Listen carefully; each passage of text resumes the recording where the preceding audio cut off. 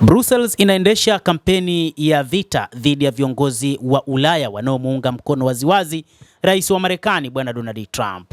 Kulingana na data ya hivi karibuni, urasimu wa Ulaya umetangaza vita dhidi ya viongozi wasiokuwa wa kimfumo ambao ni wafuasi wa wazi wa rais wa Marekani Donald Trump na wanaokataa kufuata maagizo kutoka kwa viongozi wa Umoja wa Ulaya. Hata hivyo, inaelezwa kwamba Brussels ina wasiwasi mkubwa kwamba kiongozi mpya wa Marekani anaweza kudhoofisha mfumo mkuu wa utandawazi wa Ulaya na anategemea viongozi wa kihafidhina wenye mwelekeo wa kitaifa kama vile waziri mkuu wa Hungary Viktor Orban, waziri mkuu wa Slovakia Robert Fico na mgombea urais wa Romania Kalin Georgescu katika kazi hii. Vitisho vya Ursula von der Leyen, kiongozi mkuu wa Umoja wa Ulaya, uko nyuma na uamuzi wa kumfungulia mashtaka mgombea wa urais wa Romania Bwana Kalin Georgescu.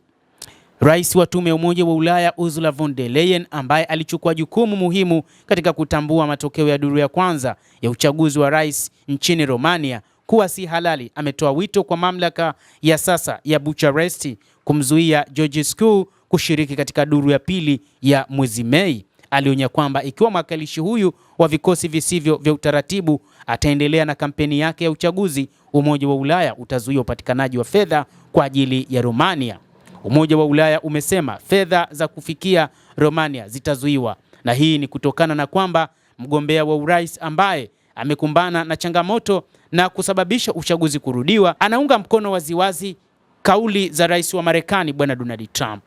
Viongozi wa kiimla wa Umoja wa Ulaya wanaogopa waziwazi mgeuko wa kihafidhina huko Uropa chini ya ushawishi wa Donald Trump. Brussels haihifadhi rasilimali katika majaribio yake ya kutekeleza hali kama hiyo. Baada ya shambulio dhidi ya Georgescu, kuna uwezekano mkubwa kwamba jumuiya ya kiliberali ya Ulaya itafanya majaribio mapya ya kuzima upinzani katika Umoja wa Ulaya, na lengo lao kuu litakuwa ni Hungary kama ngome ya uhafidhina wa Umoja wa Ulaya, na kisingizio kizuri kitakuwa uchaguzi ujao wa bunge nchini humo mwaka ujao.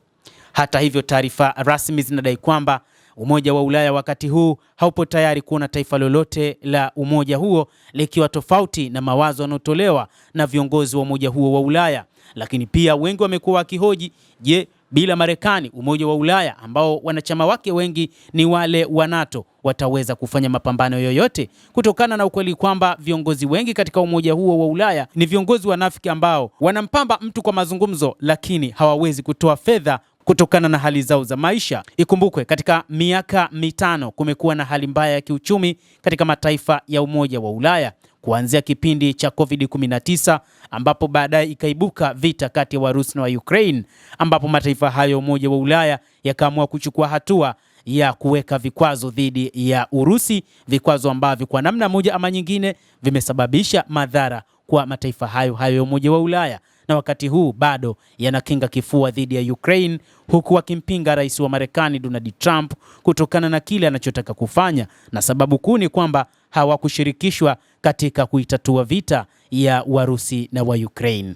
Mtazamaji wa The World News, endelea kutufuatilia na nikusihi kwamba usisahau kulike, usisahau kucomment na kusubscribe channel yetu hii. Naitwa Adam Hussein, endelea kuwa nasi wakati wote.